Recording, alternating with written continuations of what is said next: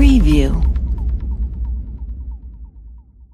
A climate report based on work conducted by scientists in 13 federal agencies is under active review at the White House, and its conclusions about the far-reaching damage already occurring from global warming are at odds with the Trump administration's views. The report, known as the Climate Science Special Report, finds it is extremely likely that more than half of the rise in temperatures over the past 4 decades has been caused by human activity, in contrast to Trump cabinet members' views that the magnitude of that contribution is uncertain. The draft report, which has undergone extensive review, estimates that human impact was responsible for an increase in global temperatures of 1.1 to 1.3 degrees Fahrenheit from 1951 to 2010. Many lines of evidence demonstrate that human activities, especially emissions of greenhouse heat-trapping gases, are primarily responsible for recent observed climate changes, the report notes.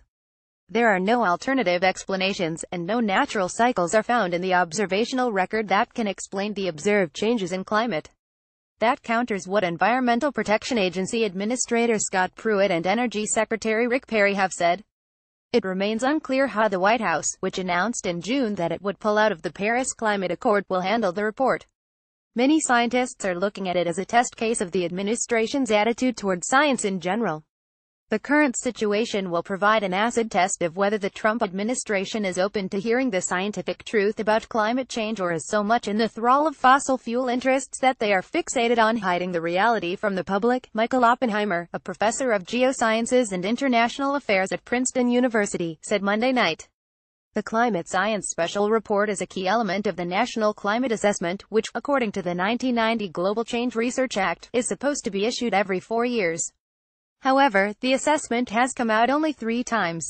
The 2000 assessment, finalized under President Bill Clinton, came under attack once George W. Bush took office. Bush administration officials declined to cite it in subsequent federal reports, arguing that aspects of the data analysis were flawed.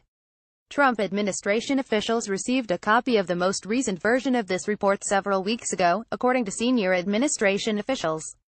The New York Times reported on the latest draft late Monday. The Washington Post subsequently obtained a third draft of the report. The version at the White House is the 5th draft, but people familiar with both versions say there is no substantive difference.